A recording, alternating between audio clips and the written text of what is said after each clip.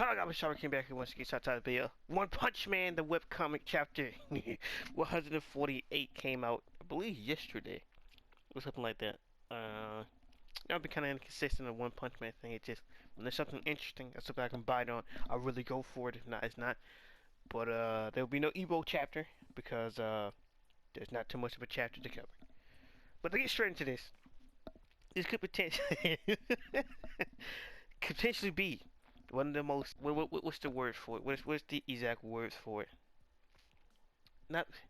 It's a word that backs up everything. I guess you could say vindicating chapter I've ever seen. But it starts off with Speeder Sound Sonic, surrounded by the Meta Knight droids, and he has this interesting staff set up on his back, on which it's like a long staff with a chain at the end of it, but it's just sitting on his back, with katana, with kunais on it. You see what I'm talking about? I don't know what to say about it. It's interesting. But he pulls out his ninja star. And I guess this is his ability, the ninja star he got from the Ninja Master, say Tom and Flash helped deal with like ages ago. But it likes it, but they start to emit electricity and electrify all of the all of the mechanical drones. Just lights them up. And TLR slow slash come out of nowhere and he clashes with them.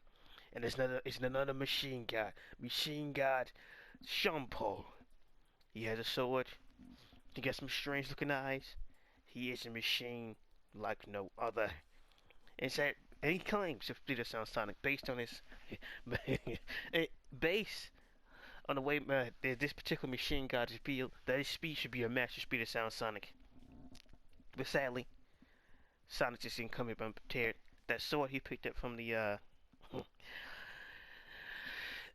old ninja school teacher is in his possession, and he pulls it out.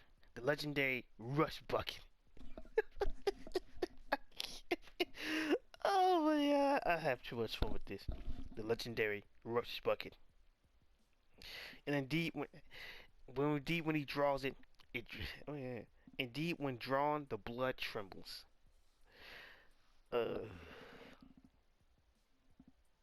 And he's like, maybe it's good that you're on a human. Actually, now I think about it, that's a ruthless concept. Now I think about it. A blade completely made out of rust, but still foundationally stable. Well, I hope we got shots.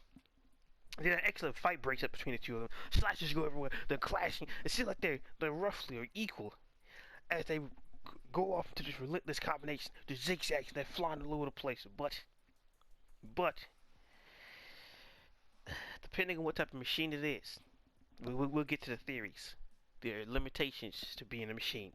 As Speeder Sound Sonic appears behind him, and he says 13 Shadow Funeral, and he'll unleash a relentless combination, turning him into nothing but dust. And Speeder Sound Sonic declares himself as being stronger. I don't know, man. Well, I can't remember what I said in that Speeder Sound Sonic video from ages ago. There could be a high chance by the end of this series that Saitama might not be the only strongest character. It would be hilarious. Because after all the getting hit in the crotch and getting smacked around and just being I can't say Sonic could be treated like a joke. I can't say that. Would that be taken seriously as Saitama as a rival? Hey, as far as you know by the end of this, Speeder Sound Sonic could be excellent. And it switches over to what we've been missing from the last chapter when it switched over to blasting the near heroes. There's nothing bad about that chapter, just not much to go after. And then we hear reports of the city of how the machines are not slowing down. They're not decreasing in number. They're not stopping. They're continuously going. If you hear somebody says they never run out of fuel, it's the super efficient solar system is used as a primary energy source. It's energy source for the Hero Association headquarters. That's why you aim for the early morning, isn't it? And Child Emperor finally get the chance to confront his old mentor, Meta Knight himself, Dr. Boyfoy. Now, ironically, this conversation turns out how I expected it to be, and then again, not. Because Shadi comes in here with his accusation. At first, he says he implies that it is Meta Knight, that he was up to this behind his grand schemes, and these are his machines.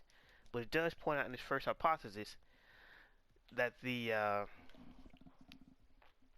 wait wait wait where's the exact quote? He says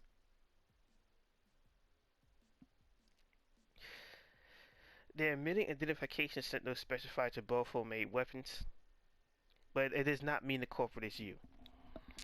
And the information implies that it seems like there could be some serious plagiarism going on with the machine robots. In addition, the battle suits that the Neo heroes used obviously were made and came up by Meta Knight. But overall, as Child Emperor go through his other hypothesis of what could have happened, did Belfort was just framed for it, or did Belfort make an AI that just gone haywire? It just went out of control.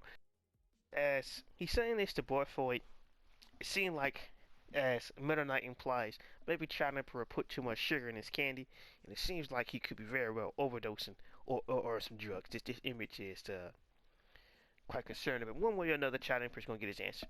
But somebody said what it means could be very vindicating, very validated. I actually had Validating was looking for, and that is, it directly implies there could be a high chance that one, like I said before, Meta Knight was not only framed, but it was because of like a G5 or just what happened in the Monster Association arc that they used the reverse engineer technology and to put it out there. It implies that.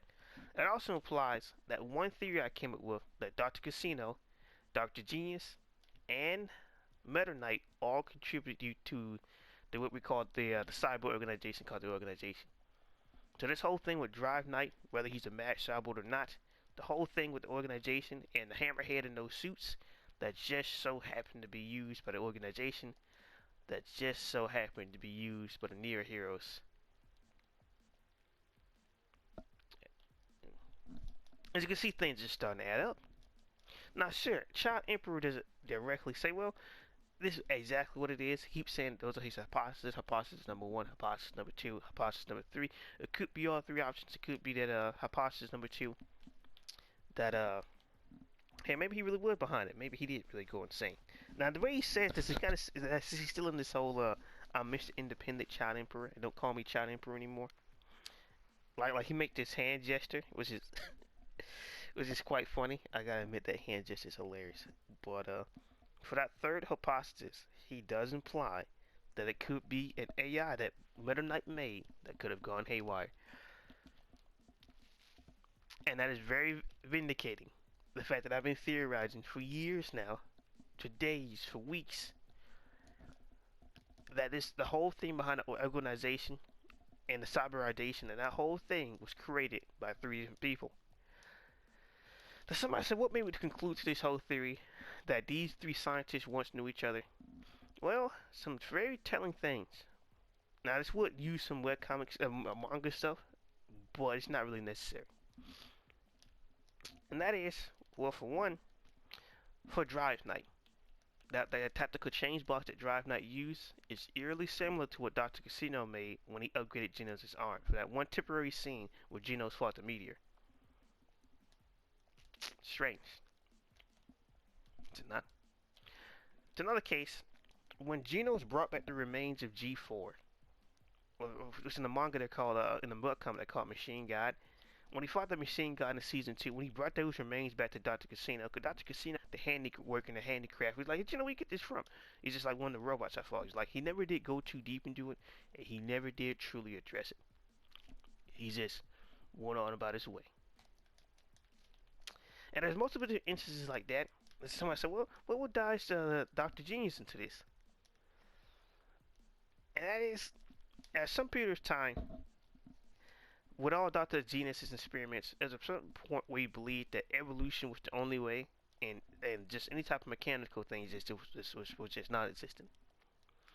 Now, one thing to prove the whole cyborg thing, and he already good with mechanics, is the gorilla, the one that wears the hoodie that works at that shop, and that's not just a robot. That's a full-blown cyborg.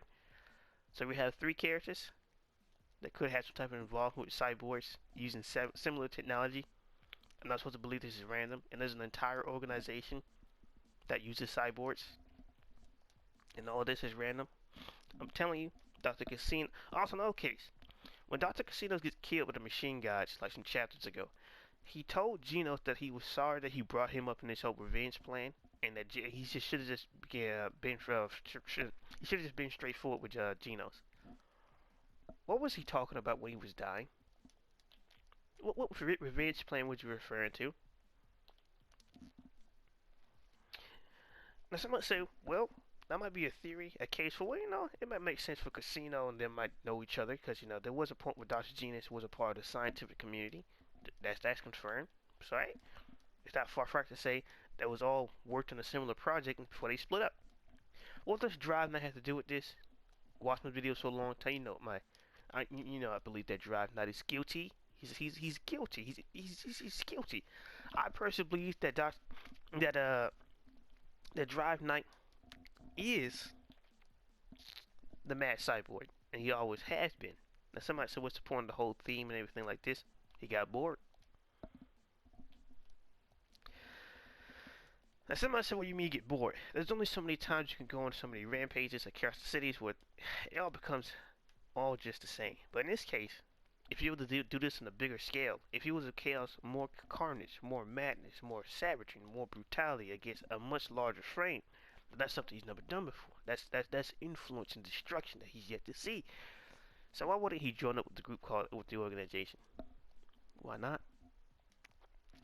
Well, I have made other videos where I go more in depth and need details with the whole theories of why I believe that these three work with each other, and why I believe that they are responsible for creating the Mad Cyborg Drive Knight, and how Drive Knight is guilty. But in this case, it doesn't really say that Meta Knight is innocent, but there is no evidence behind to say that he is guilty, because it doesn't really fit Drive Knight's MO. Well, but they all look like Meta Knight's drones. The same drones that was confiscated by the Monster Association, where they studied the thing. In the webcomic and manga, where they studied Meta Knight's technology. Huh. Okay. Whatever you say. Somehow, it's quite strange how, just out of nowhere, after about, I don't know how many seasons they've ever get animated, quite strange that there's so many chapters just randomly, the machine guys just show up. They know what Dr. Casino is, and they kill him. They wasn't here for Saitama, really. It's quite strange to just come out here to kill one single old man. And then after they kill him, they directly go after Meta Knight next.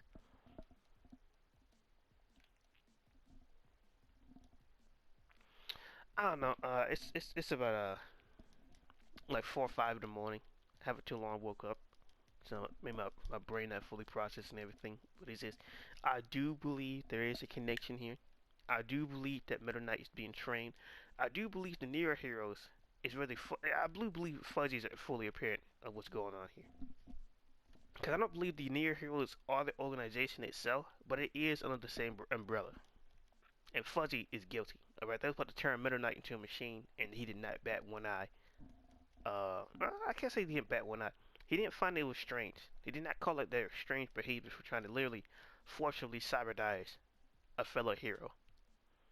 So that's why I came up with that theory. This whole Nero Hero Battle Sleep thing is going to forcibly automate most of the Nero heroes that wear it into cyborgs. That's if not most of the members not cyborgs by themselves. The two guys that turn Metal Bat into a cyborg. That girl that's also a part of it, she's more like a cyborg. I think like some Frankenstein martialist guy. You know what I'm talking about, the Scar. He's more like a cyborg. Hey, look, man. Just gotta go back to watch some of my older videos where I break all this stuff down, detail by detail. They're guilty, alright? They're guilty. Meta Knight's being framed. Because it's quite strange. Why else would they brought the rogue AI theory just out of nowhere? There was no hints towards. Now, sure, Child Emperor's overdosing on his candy. Sure. Like he's going a little haywire. But it seems to be quite random. Very random. Just out of nowhere. Well, it could just be you made a rogue AI cyborg, AI machine that just went haywire. Wait a minute. Similar to how Child Emperor implies that, well, why would you let just a leak come out? That's if you let the leak come out on purpose, where you could track wherever it's coming from. And that's sure, Child Emperor is off. He's overdosing on the candy. But this does not change the point. How it's quite strange I've been theorizing how these three men helped create this cyborg organization, how they all helped contribute to making Dry Night, and they're trying to deal with the backlash of it. And it's quite strange now, right here and now, that Child Emperor is confirming the ideas and theories. Maybe the tinfoil hat is not so strapped on so tight after all. But overall, that's pretty much just a chapter. Speed of Sound Sonic's flight machine got Supol and destroys it with the rusty blade he got from the Sea's Ninja Master that also monsterized. And Child Emperor confronts Meta Knight over his whether he did it or not, which is very strange how he got inside before Genos did, which is rather a good or a bad thing. The good thing would be, well, no, Genos haven't really turned up the heat, and there's a lot of Child Emperor to get some answers, and Genos will listen to Child Emperor. But from that same merit, it could be that Genos is getting beat up and just getting ripped to shreds outside. And which if that's the case, there is no more Genos getting a brand new body. That's over and done with. But if you want to use some manga confirmations, well, the manga will pretty much spoil everything anyway for any type of interesting intrigue is going. In this case, I just find it strange that Drive Knight and Genos can interact with each other seamlessly with no type of drawbacks. And nobody find that strange how they can use Genos' power source. Nobody find it strange how Drive Knight don't took that piece of Cyrochi and just flew off with it. Similar how you took Nian. Was leading to, the Monster Association is kidnapped the monsters, so wouldn't it make sense that they be turning these things into monsters to boost up the credibility? That's quite the leap you done made there, Billy. That's quite the leap in assumption. Cause the only people we've seen capture monsters is Drive Knight. Or the one to collect samples was Drive Knight. And you know who else has always been collecting data? The Machine Gods, the G Series, and the organization who use Hammerhead and his goons to test out them suits to what? To collect data. A coincidence? I do not believe so. Cause I do believe Dr. Genius is involved in the whole cyborg thing. Cause one of his first creations was that Gorilla Ape, on which that is a normal person. Well, that was it is some type of cyborg. It can eat and things like that. So, but Dr. Genius only specializes in biology and evolution. Well, that's not true, cause he made that ape. Quite random, isn't it? Out of everything Dr. Genius has made, the only one with obvious cybernetics is the gorilla. Beast King did not have it. The mole thing did not have it. I'm supposed to believe out of everything that Dr. Genius made. Well, I just got a little bit curious with cybernetics and I stopped. He's guilty. Genius, Casino, Boy Floyd, they all helped create the organization, and they all helped create Meta Knight. They're all guilty. All of them. I didn't think about that until now. I never brought it up before. But why is it that Ape is the only cyborg among Dr. Genius's creations? Strange, isn't it? Very strange. Because if something went wrong, which led to the organization, if something went wrong, which led to the mad cyborg, which is why Dr. Casino would be so willing to help Genos in hunting down him, if he helped create him.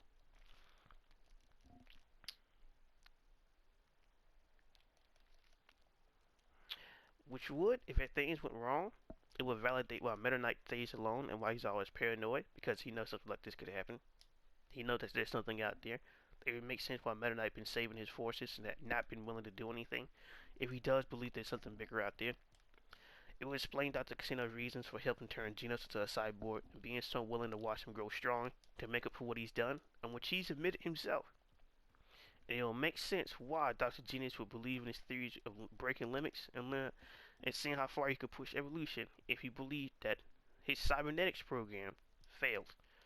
And this would have happened before he said he wrote, which also would explain why he broke his neck to say the only future for humanity is through evolution, which led them creating comics though, which led him to creating Zombie Man. If he believed that cybernetics failed, if he believed that technology would not work for his benefit, and it's better to lose biological people than if they ever trust in a machine, then would it make sense that That could have been an accident that could have caused him to lose all faith in cyborgs and robots and just to purely go after biological weapons, purely based on evolution. That is quite strange. There's only one robot. Carnage Kabuto didn't have no machines in him. Mosquito Girl didn't have no machines in him. Beast King didn't have any. The Mole didn't have any. Out of nowhere, the Gorilla just have machines. And if you look at it, it kind of does remind you of the Machine God, the G series, or Genos himself, the way the technology is made. So, I say overall, it was a good chapter. It pretty much proved me to be correct. I do believe both Floyd is not some crazy old man. I do believe he's been aware of this for a long, long time, and that's why you don't ever see him. That's why he rarely shows up. That's why he used unmanned drones. Because at least with unmanned drones, you can count on them to get the job done. Unlike with cyborgs, and you can see how they all specialize in their own thing. One went to completely machines, Meta Knight, and Dr. Genius went to the complete opposite and using purely biological, natural, and through forced evolution. But one of them chose to stay with the cyborg. One of them chose to stay and continue and believe in his ideas of cyberization to the very end, and that is Dr. Casino, which led to him finding literal Genos. Hey, all I'm saying is, it started to look like I was more and more correct. That's what it started to look like. Everything does add up. Three of the smartest characters in the series once was together, not anymore, and it all went off to their own ventures, which actually would be quite interesting. Meta Knight went completely defensive. He completely folded up. Dr. Genius went neutral of not concerning himself about the issue at all. And it was Dr. Casinos who went completely offensive with trying to track down his mistakes. But the problem is they tracked him down first and killed him. And he put his last ideas and wishes in the Genos before he died.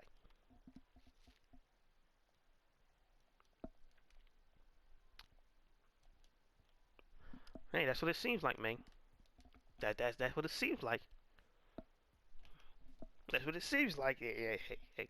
You can watch my previous One Punch Man videos to get a better idea of the whole overall theory. Gotta deal with the audio though, but it seems like it's more or less an open and shut case. I say overall it's a solid chapter.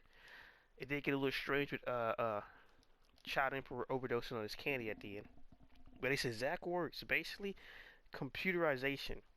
There's no other way to control an AI other than augmenting your brain function with a machine functionality and surpass the AI. Your computer power would increase and your sensibility would decrease. If your instincts would vanish, there's the danger of losing your sense of ethics, which means you would effectively cease to be human. You abandon your humanity. Is this why you're trying to reset the world to a new standard? Now he says this, and this is where in Meta Knight, this last page says he must have been over put too much sugar in his candy, so he started to overdose. In this case, losing his humanity. That is not quite strange, because out of anybody who's more protective to humanity, it would be him. Would it not? Would it not? Name somebody who's been more protective of their own sense of being. Look at the way he treats Child Emperor. Look what he did with the Hero Association. Look what he did with Borisol Technology. There is nobody more paranoid and protective of humanity than Meta Knight. It's very strange since Dr. Casino was so willing to change Genos from once human being to mostly machine. And who is the person who don't care about his own humanity? Who is the one who believes humanity should evolve beyond their just basic sensibilities of today? Dr. Genus, who believes that he's cracked the case and that he has a solution to solve the human problem. Look, I'm not making this stuff up. I cannot making this stuff up. The only question is when did this happen? And that's it. Cause not that much time has passed in One Punch Man. Roughly to a year, to like a year some change, maybe even 2 years since the beginning of the series. So hey, what Gino said 1 year earlier, the Mad Cyborg. Gino's is like 16 currently. Could be a little bit earlier. Hey, all I'm saying is, it's like Tommy didn't start doing the hero thing until 2 years ago. All I'm saying is it seems like he's guilty. It seems like I've been right this whole time. Drive Night and the organization is behind this, and they're setting this whole operation up to take down Drive Night. They're bitten out the Drive Meta Knight. On which, ironically, Meta Knight does say in the same chapter that he accuses a Child Emperor of convincing Balfoy to upgrade the hero station technology for he can have a similar strong army force as Meta Knight himself, because he wanted his own secret military force. And he just brings it up as a possibility. So who else would want their own military voice? Who else would want the heroes fighting each other instead of dealing with them? Who else would want all this chaos, all this madness, all this just losing their mind? Who else would want it besides from somebody who's trying to clear out the chessboard? Because right now, with the hero chasing popularity fading, their own heroes protesting, their heroes being pushed to the limit with these brand new monsters and machines, it seems like everything for the heroes, even Meta Knight, is collapsing all at the exact same time. Even with the manga, I forgot who says it. It's that one-eye guy. He says, "What if it seems like somebody's playing behind the scenes and they're trying to make everybody fight each other?" Now I do believe that dude is a rat. I do believe he's a part of the organization. Well, just because you got a cyborg guy, it's not just because of the cyborg eye. It's the way he was talking and his reactions. The man is guilty. He's a rat. I forgot his name, but you know what I'm talking about. He is a rat. Alright, I believe he's been working for this organization this entire time. Feeding them information, data, intel logs, everything. And it would be quite coincidence that this attack happens when Tatsumaki's not there. So, I don't know, whatever it do, it's gonna be worse than the manga, either way. Or be pushed to the extreme just because. Uh, just because. Next thing you know, say Tom is gonna be vomiting on the universe. And that's gonna be that makes sense. But overall, that's my thoughts and theories for the chapter, because it really does validate what I've been saying. That these three people used to be a part of the same organization. That these people all know each other. They know the game plan. And only Meta Knight, well, not only Meta Knight, but only Meta Knight decided to dedicate his life to like, hey, there's something coming. I think they're like whatever we did back then is gonna come back to haunt us eventually. It will explain this man paranoia. It explains why he haven't seen Child Emperor in person. What he says, like in 5 years. There's no guarantee to say that Child Emperor is human.